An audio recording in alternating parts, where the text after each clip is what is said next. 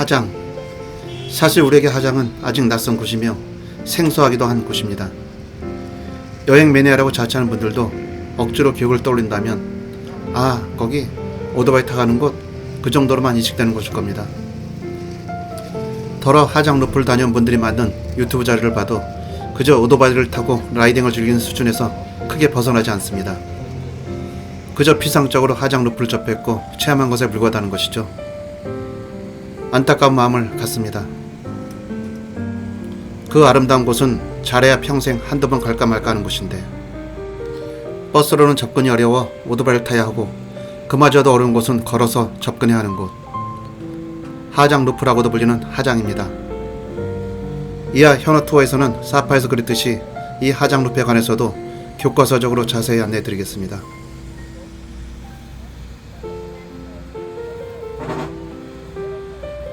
사실 하장 루프는 대부분 높은 산악지대로 이루어져 있어 그곳에 사는 사람들은 산악형 농업과 임업에만 의존하며 살고 있습니다. 그러다 보니 지금 안내하고자 하는 하장성은 베트남에서도 가장 가난한 성들 가운데 하나입니다. 열악한 도로 환경은 이 일대 카르스트 지형의 특수성을 보여주며 화강암과 석회암으로 이루어진 바위산은 이 지역에 거주하는 그들이 삼가는 무관하게 외부인들에게는 그저 아름다움으로만 비칩니다.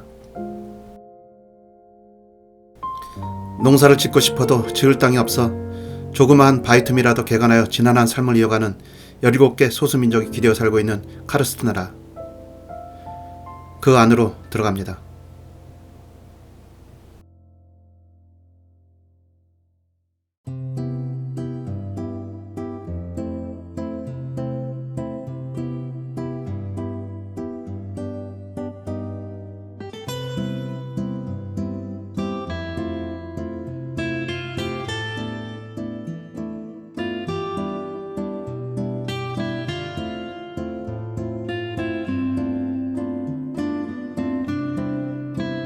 (2010년) 유네스코는 화강암과 석회암이 이루어진 이 아름다운 하장 일대의 2345평방킬로미터를 동방카르스트 유네스코 세계진리공원으로 지정합니다. 중국과 국경을 맞대고 있는 베트남 최북단 하장성의 이 넓고 거친 진리공원에는 꽌바, 옌민, 동반, 매호박 등 북부 4개현이 전부 포함했을 정도로 아주 큰 규모입니다. 참고로 면적 1846 평방킬로미터로 이보다 규모가 조금 작은 제주도도 같은 해인 2010년 한국 최초로 유네스코 세계지질공원으로 지정되었습니다. 유네스코는 세계에서 지질학적 가치를 지닌 곳을 찾아 그중 아름다운 자연 경관을 보고하고 이를 보존, 발전시킬 필요가 있는 곳을 선정하여 세계지질공원으로 승인하였습니다.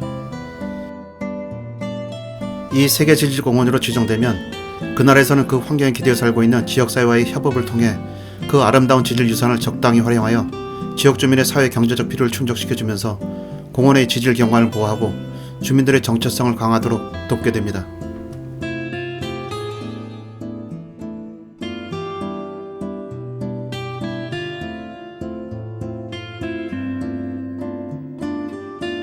우리가 이 동방카르스트 유네스코 세계진리공원으로 가려면 일단 하장성의 성도인 하장시로 가야 합니다. 그러고는 국도 QL4C 좌우로 펼쳐지는 카르스트를 따라 버스나 오토바이 혹은 도보로 평균 해발 1000m 이상의 고원을 지나게 됩니다. 지색 석회암이 지표면의 60% 이상을 덮고 있는 이 지질공원은 깊은 협곡, 가파른 절벽, 날카로운 봉우리, 험준한 돌숲 그리고 돌사막 등으로 이루어져 있습니다. 목마른 땅이라 불리는 이 지질공원을 답사하면서 우리는 지난 5억 년이 넘는 지구 역사를 만나게 되고 거기서 우리는 흥미로운 경험을 하게 됩니다. 즉 학창시절에 배웠던 카르스트 지형을 떠올리면서 돌리네, 우발라, 카렌, 석회동물 등을 실제로 만나게 되고 또 용식과 침식이라는 잊었던 용어들을 떠올리면서 이들이 마지막 진화 형태인 탑 카르스트의 아름다움도 보게 됩니다. 그러고는 이 아름다운 환경이긴 하지만 아이러니컬하게도 사람이 살아가기엔 너무나 척박한 환경 속에서 자신들만의 고유한 정체성이 깃든 전통 문화를 이어가고 있는 흐몽, 자오, 다이, 로로 등 17개 소수민족과도 만나게 됩니다. 또한 북으로 진행하는 루트를 따라 올라가다 보면 이 진리공원의 기후가 열대에서 아열대로 또 온대 카르스트로 바뀌면서 그곳에서 서식하는 다양한 동식물도 만나게 된다는 것입니다.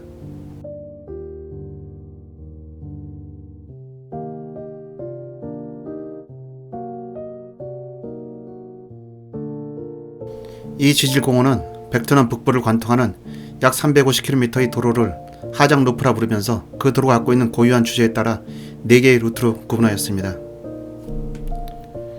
그리고 그 루트의 시점과 중점에는 큰 마을이 있어 그곳을 찾는 이들의 편의를 고려하기도 하였습니다. 그럼 이 하장 루프로 들어가 보기로 합니다. 그런데 이 하장 루프의 시점을 어디로 보느냐에는 의견이 갈립니다.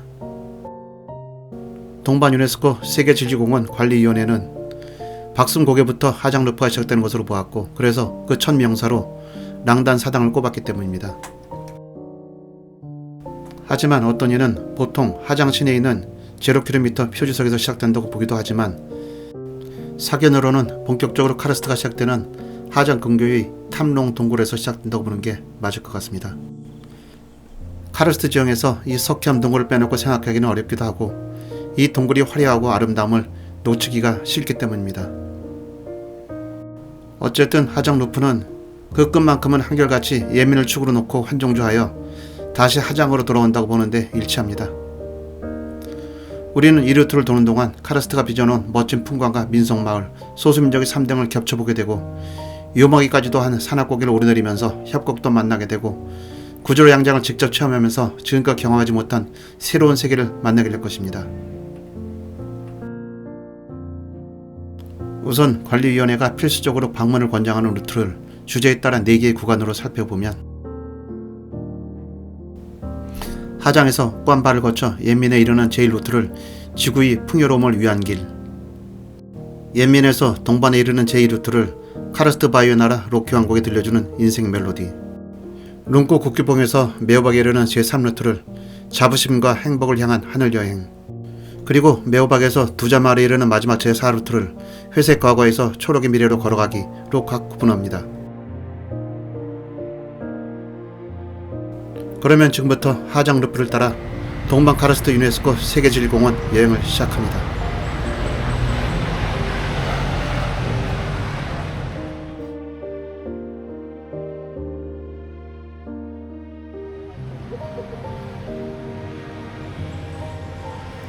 제1루트를 거리로 구분할 때는 하장시 0km 표지석에서 옌민까지, 지형으로 분류할 때는 카르스트 지형이 본격적으로 시작되는 탐룡 동굴에서 옌민까지, 행정구역으로 분류할 때는 꽌바 입구 있는 박순고개에서 옌민까지로 각 구분하고 있지만, 앞에서 얘기했듯이 하장시에서 32km 떨어져 있으면서 지질공원이 본격적으로 시작되는 탐룡 동굴부터 옌민까지로 보는 게 맞을 것 같습니다. 이렇게 볼 때 관리위원회에서는 제1구간의 주요 체크포인트로 탐롱 동굴, 랑단 사당, 로키 산신, 꽌바 천국의 문, 꽌바 여행 안내소, 요종의 가슴, 깐띠 성벽, 롱꼬이 동굴 등을 들릴 것을 권유하고 있는데, 현호 투어에서는 이 구간을 진행하면서 다른 명소들도 더 살펴보도록 하겠습니다.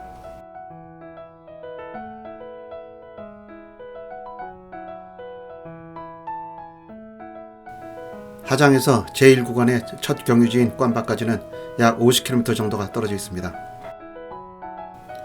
하장 시내를 빠져나와 약 32km 지점에서 박승고개를 오르기 위해 고도를 비례할 때 정면으로 커다란 아치가 보이며 기념가게 몇 개가 보입니다. QL4C 국도는 이 부근에서 우측으로 방향을 틀지만 직진을 하여 탄선마을로 들어가면 원심으로 덮인 산기슭에 탐롱 동굴 관광지로 쓰여져 있는 안내판을 발견하게 됩니다.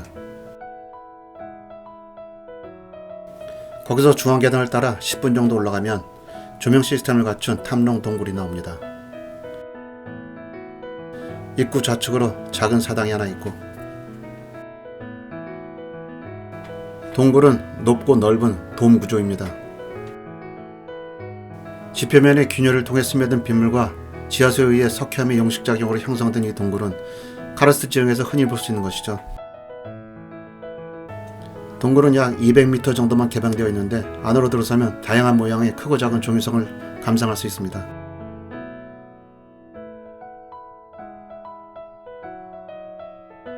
동굴은 더 깊이 들어갈수록 다양한 종유석과 석순, 석주로 이루어져 있어 조금 위험하다고 느낄 수도 있지만 우리에게는 너무나 매력적이기만 합니다.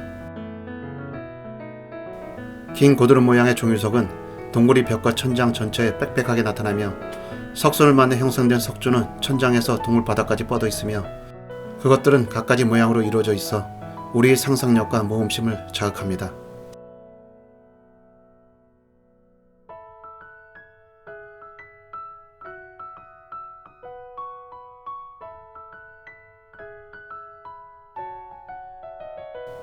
그렇게 동굴 탐험을 마치고 밖으로 나옵니다.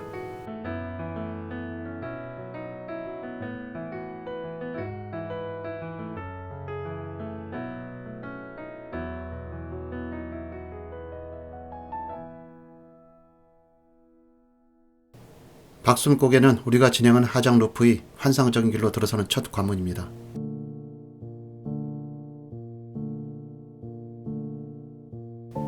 고갯마루의 포토존이 있는 박순전망대에서 바라보는 것도 그럴싸하지만 고갯마루 올라가기 전에 있는 쉼터에서 차 한잔하면서 오던 길을 돌아보는 여유를 갖는 것도 괜찮을 것 같습니다.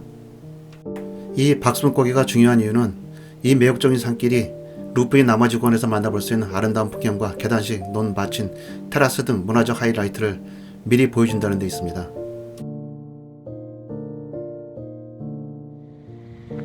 그러고는 도착하는 박순고개 고갯마루.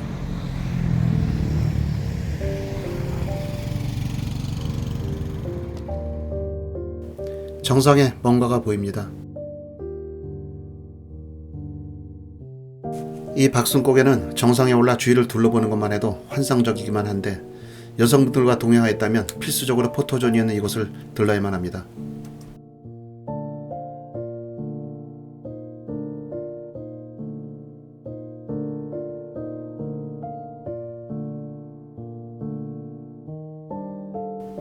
사진을 찍도록 여러가지 시설물들을 많이 만들어 놨습니다.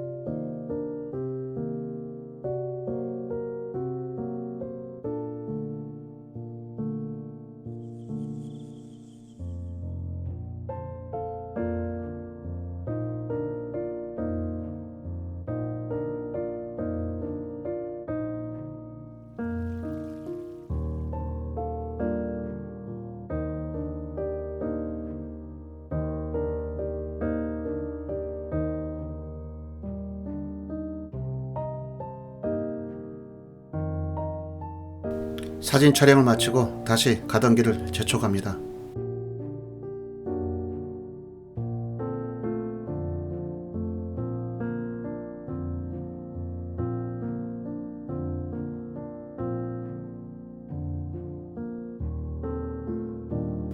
가던 길에 조망터 한 군데를 더 지나고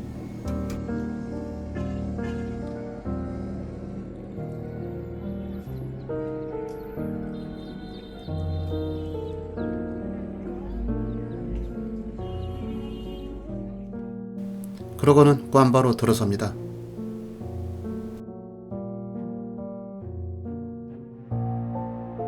동방카르스트 관리위원회에서는 꽌바 입구인 이 박순고개에서 옌민까지를 제1루트 지구의 풍요로움을 향한 길이라는 주제로 안내하고 있습니다. 그러고는 그 지방의 첫 명소로 꽌바현의 동팀마을에 있는 랑단사당을 들었습니다.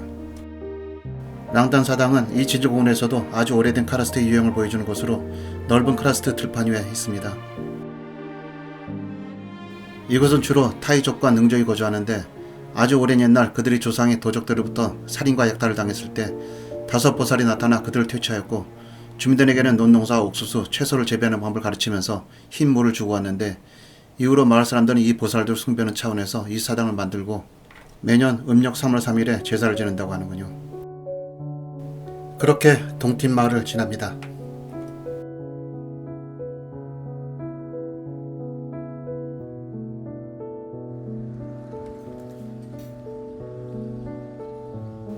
동팀 마을을 빠져나오면 우측으로 메밀과 허브밭이 보이기 시작하면서 그 밭 한가운데 검은 석회암 기둥들이 보입니다.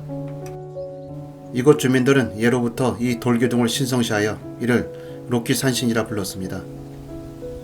1년 내내 논농사와 옥수수, 허브 등을 재배하는 넓고 평평한 이 들판 위에 이사리만치 우뚝 솟아있는 이 석회암 기둥.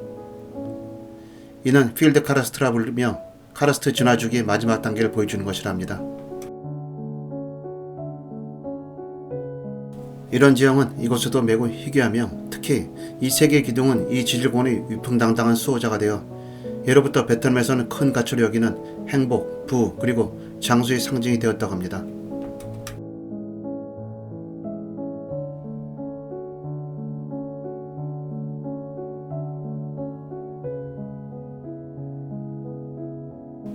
그러고는 구절양장을 지나 천국의 문이 있는 꽌바국에 오르면서 뒤를 돌아봅니다. 콘 모양의 타워카르스트가 너무 예쁘군요. 이 고개가 박성고개를 지나고 그 다음으로 중요한 고개인 천국의 문이 있는 꽌바고개입니다.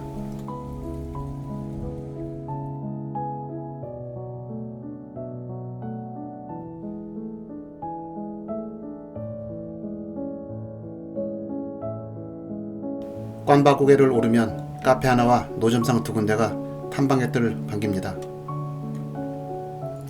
지금은 영업을 중단한 정상에서 주위를 조망합니다.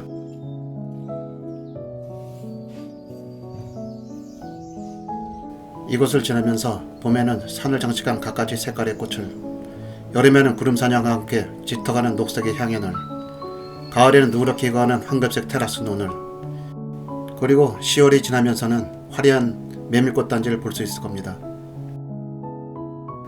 확실히 여기서 보는 꽌바 일대의 아름다운 파노라마는 보는 이의 가슴을 두근거리게 만들기에 충분합니다.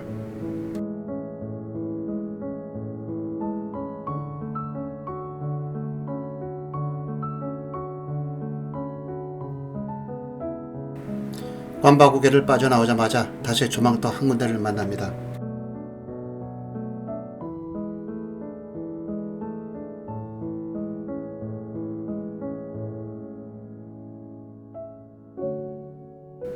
여기서는 조금 전 내려온 꽌바고개 정상도 볼 수 있습니다. 아래 두 개의 봉긋한 벙어리가 요정의 가슴 혹은 쌍벙이라고도 불리는 꽌바 최대의 명소입니다.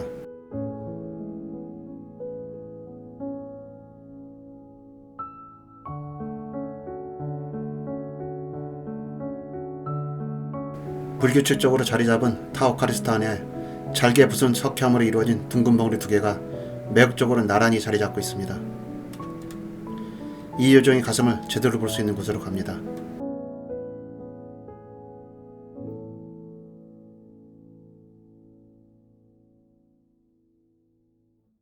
매년 수백만 명의 관광객이 이곳을 찾지만 정작 요정의 가슴, 즉 쌍벙을 구분하여 일부러 찾을 수 있는 이는 그리 많지 않습니다. 여인의 가슴처럼 둥근 두 개의 언덕은 땀섬마을 계곡 옆으로 복잡하게 얽힌 들판으로 둘러싸여 나란히 서 있습니다. 사실 이 요정의 가슴을 보려면 천구의 문보다는 꽌바안에서의 조그만 정자 위로 올라가 바라보는 게 더 멋집니다. 그런데 이 정도의 아름다움을 지니고 있다면 필시 관련한 전설 한 토막점은 있어야 할 터 그 이야기를 들어봅니다. 전설에 따르면 몽족의 잘생긴 청년이 하늘에서 아름다운 요정을 유혹하여 아이를 낳았다고 합니다. 결국 두 사람은 아이를 낳았지만 그들의 사랑은 금지되었습니다. 결국 신들은 요정을 원래 있던 곳으로 돌려보내도 강요했고 요정은 아이를 키우기 위해 자신의 젖가슴을 땅에 남겨두었습니다. 이곳은 이른 아침에 방문하면 더욱 아름답습니다. 즉 꽌바 하늘에 신비로운 안개와 어우러진 녹색은 마치 이 요정의 가슴이 구름 뒤에 숨겨진 듯한 느낌을 선사합니다. 반대로 해질녘의 이 요정의 가슴은 일몰의 주황빛으로 물들어 몽환적인 분위기를 자아냅니다.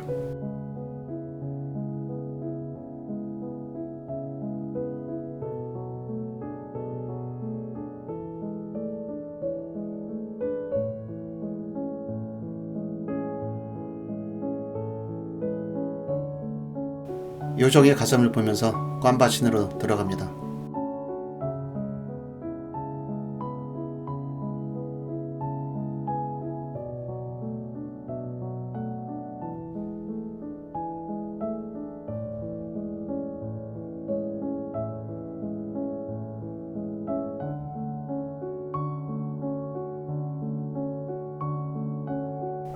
꽌바 시내를 빠져나와 예쁜 메일밭을 지납니다.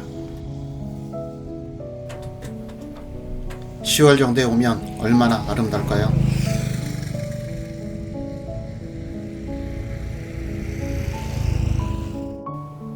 잠시 몽족 리조트로 들어갑니다. 바로 앞 조망이 너무 좋군요.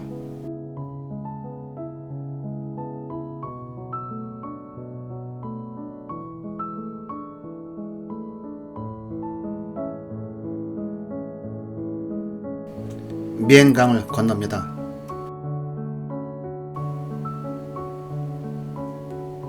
이제 서서히 고도를 높이면서 깐띠 휴게소를 지나 본격적으로 카르스트의 제맛을 느끼게 되겠군요.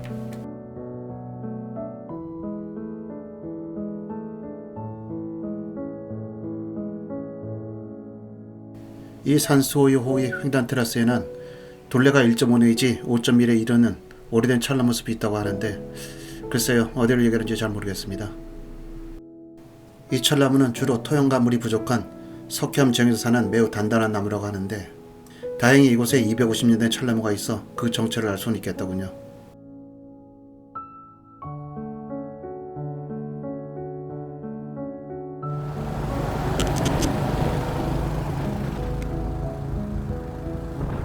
좌측 아래 석회암 바위 사이로 조그만 틈이라도 보이면 바로 개간하여 옥수수를 심었고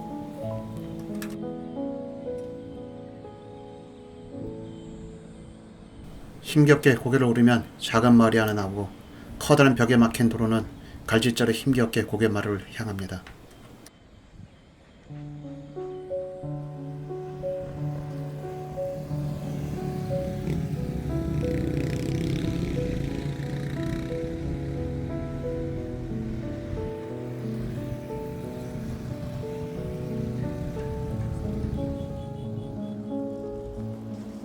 사람의 손으로 읽을 수 있는 산비탈은 다 밭이 되었고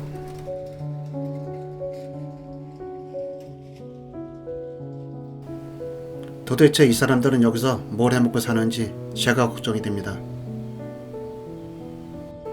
돌리네는 비옥하다고 교과서에 나왔지만 이건 카렌 사이로 돌만 보이니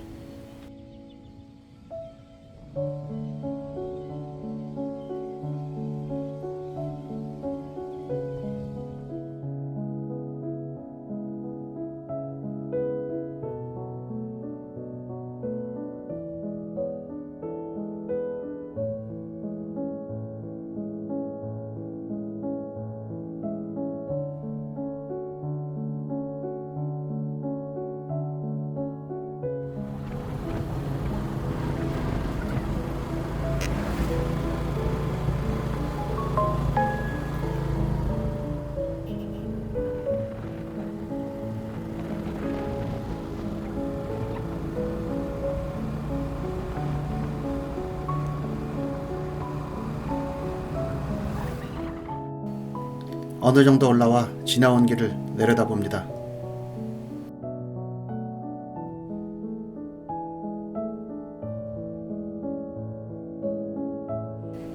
올라가야 할 길, 좌에서 우로, 우에서 좌로.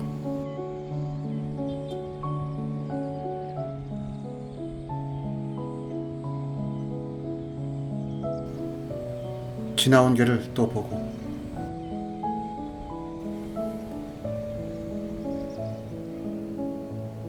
저 중앙 좌측 고갯마루까지 올라가야 합니다.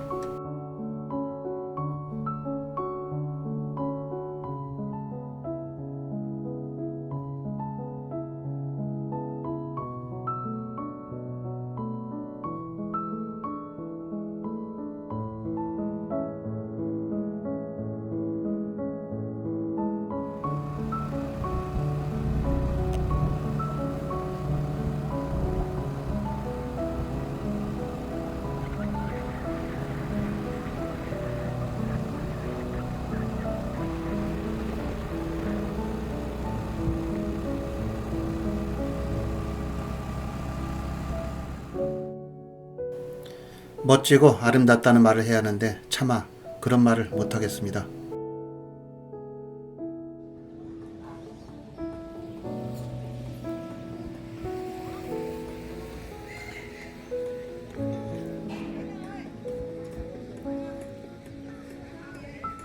그런 유래는 무관심하다는 듯 간이교에서는 음악 소리만 크게 울립니다.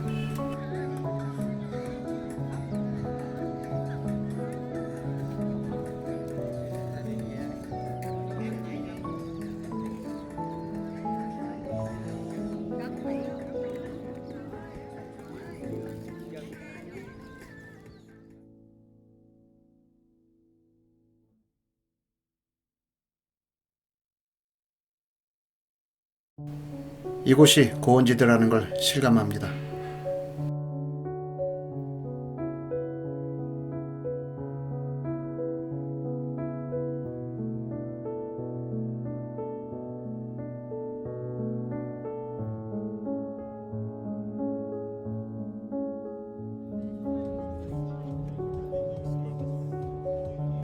멀리 옛민 시내가 보이기 시작합니다.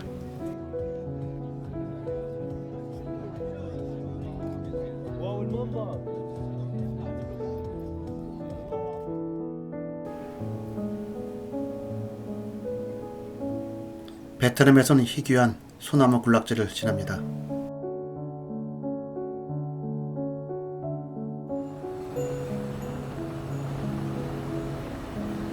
그러고는 옛민 시내입니다. 일부 지구의 풍요로움을 향한 길이라는 제목에 걸맞은 여행인지 모르겠습니다. 하지만 동방카르트에 대해서는 이제 냄새만 맡았을 뿐 본격적인 하장 루프는 이제부터입니다. 2부에서 뵙겠습니다.